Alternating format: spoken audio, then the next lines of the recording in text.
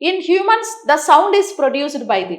So humans లో sound produce చేసేది లారింగ్స్, దాన్నే స్వరపేటిక లేదా శబ్దపేటిక అని పిలుస్తారు. సో లారింగ్స్ సైజు అంటే వోకల్ కార్డ్స్ సైజు, సో మేల్లో ఎంత ఉంటుంది, ఫీమేల్లో వోకల్ కార్డ్స్ సైజ్ ఎంత ఉంటుంది అని అంటే, సో ఫీమేల్లో వచ్చేసి మనకి 12.5 నుంచి 17.5 సెంటీమీటర్స్ ఉంటుంది అనమాట. మేల్స్లో వచ్చేసి 17.5 సెంటీమీటర్ నుంచి 25 సెంటీమీటర్స్ సో లెంత్ మేల్లో వాయిస్ బాక్స్ ఉంటుంది. ఓకేనా. సో వాయిస్ బాక్స్ ఎప్పుడైనా సరే మనకు వాయిస్ బాక్స్ వాయిస్ని ఎప్పుడు జనరేట్ చేస్తుంది, ప్రొడ్యూస్ చేస్తుంది అని అంటే గాలి వదిలేటప్పుడు, అంటే the process of exhale. Okay, exhale ప్రాసెస్లో రిలీజ్ చేస్తుంది అనమాట. ఎక్సెల్ ప్రాసెస్లో వాయిస్ లేదా సౌండ్ని రిలీజ్ చేస్తుంది. ఇన్హేల్ అంటే గాలి లోపలికి తీసుకోవడం, ఎక్సెల్ అంటే గాలి బయటకు వదలడం.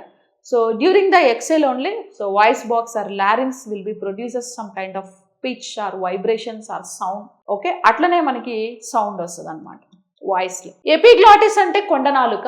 ఇది సో ఫుడ్ పైప్ని విండ్ పైప్ని రెండింటిని సపరేట్ చేస్తుంది. ఓకేనా, అంటే ఫుడ్ పైప్లోకి పంపిస్తుంది, గాలిని విండ్ పైప్లోకి పంపిస్తుంది. Okay, that is epiglottis. Medulla oblongata, brain లో ఉండే ఒక పార్ట్ ని మెడుల్లా అబ్లాంగేటా అంటాం. ఈ మెడుల్లా అబ్లాంగేటాలో డైరెక్ట్ గా respiration and heart beat, so respiration heart beat rate direct గా రెండు మెడుల్లా అబ్లాంగేటా కంట్రోల్లోనే ఉంటాయి. ఈసోఫాగస్ ని మనం ఫుడ్ పైప్ అని కూడా పిలుస్తాం. ఈసోఫాగస్ ని ఏమని కూడా పిలుస్తాం, ఈసోఫాగస్ ని ఫుడ్ పైప్ అని పిలుస్తూ ఉంటాం. ఓకే, అండ్ అది స్టమక్ తో కనెక్షన్ లో ఉంటుంది. RRB, NTPC, so ALP, CBT two and group D classes every Monday Dilsukh Nagar and సికింద్రాబాద్లో బ్యాచెస్ స్టార్ట్ అవుతాయి.